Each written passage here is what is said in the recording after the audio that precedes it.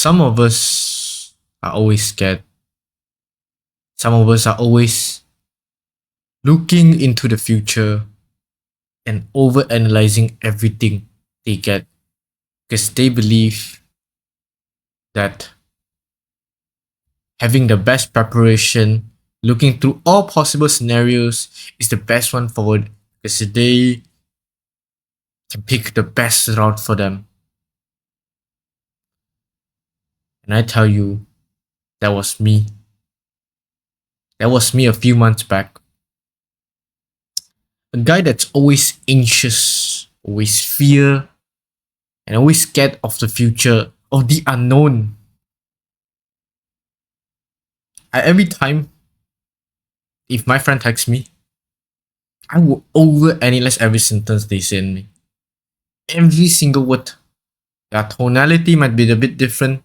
The way of they writing the sentence, right? Instead of using a full sentence, they might use a bit of short forms. And all of these thoughts patterns starts to emerge in my mind. Are they trying to avoid me? Are they trying to not talk to me? Am I boring? Or they just don't like me overall? Or they just text me, reply back because out of sympathy? A lot of those thoughts came in, and to be honest, it kind of ruined my thoughts, my day, and it ruined me. I was constantly in a state of worry, fear, and constantly dragging on to these people because I'm scared that they'll leave me. I'm scared of the unknown of the future, whether they'll stay or they'll go. I just keep on dragging on, drag. And truth to be told, it is a very tiring thing for you to overanalyze every single thing of your life. Because you'll be spending your energy on all of this simple, tiny, little, minute detail that you wasted your energy on them and you don't have energy to do your important tasks. You overly fixate on something small and you end up not doing anything. You just sit there and think. Well, to be honest, during that time, I never thought of, over fixation on like overthinking on these things. Actually, I think that was actually productive in my mind back in the day. I was thinking, oh, I'm just, preparing for my future, thinking about it. Think of every single possible scenario. And every time you think of that scenario, your mind digs into another channel and then digs into more.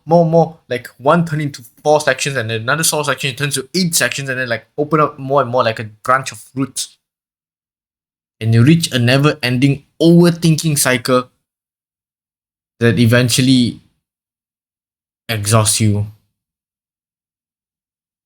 And today, I actually found a way for you to do it. I started implementing some new techniques during my time to overcome it. And I thought to myself during those times, why am I thinking about all of this?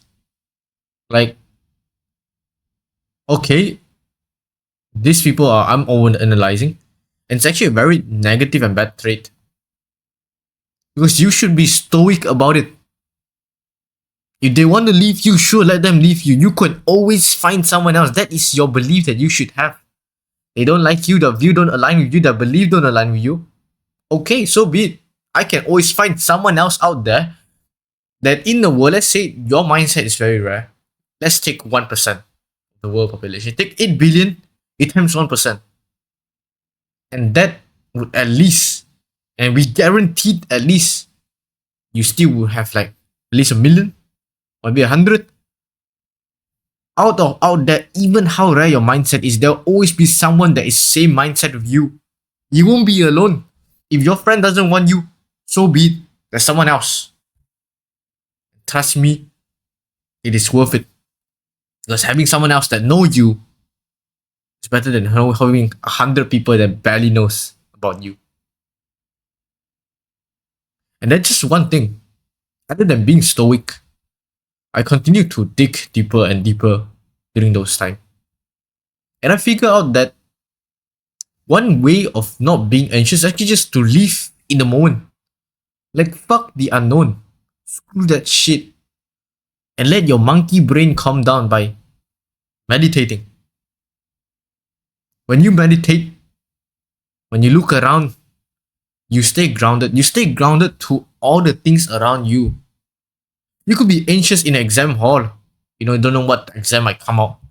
And before the paper was given to you, you just sit down there and just literally meditate and just focus on your breathing. And if you are a religious person, if you're a Muslim, recite some prayers. I don't know. And if you are, any religion out there, just rehearse some kind of mantra or some kind of phrase, gain your confidence up, to calm your mind down, and to prepare yourself for the situation. And that actually helped a lot in a drastic way. But to a certain point, the overthinking, the anxiousness is still there. But there's only one more thing I haven't tried yet.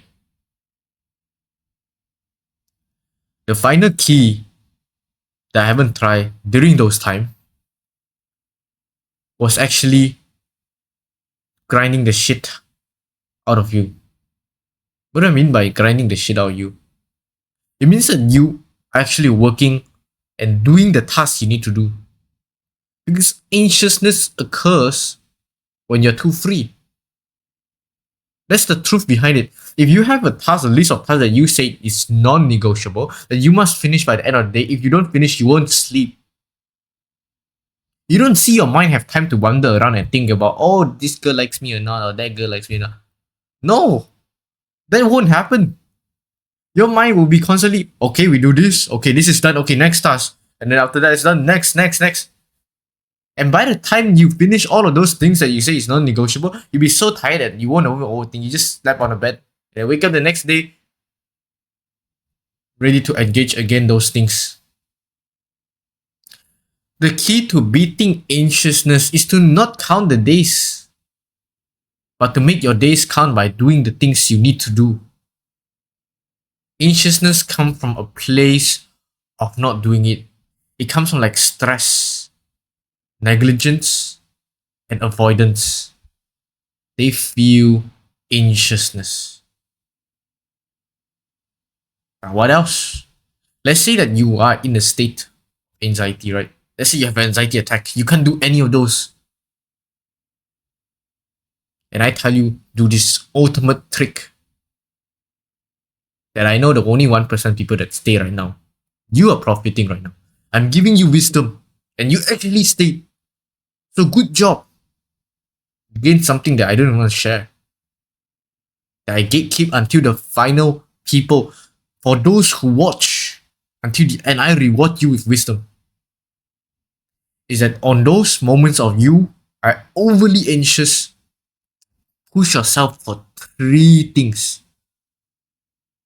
List out 3 things you're grateful for. Gratitude listing.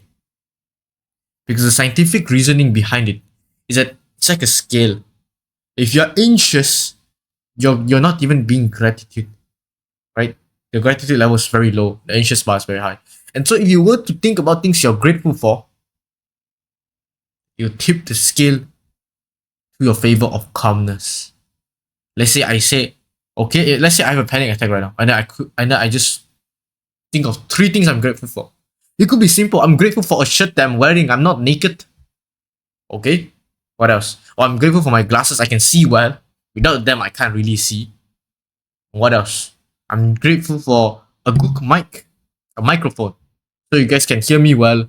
I can save my time. No need to go to the editing software and click this and click that. And you try it out. It actually lowers your anxiousness. It makes you a sense of gratefulness. It delivers you calmness.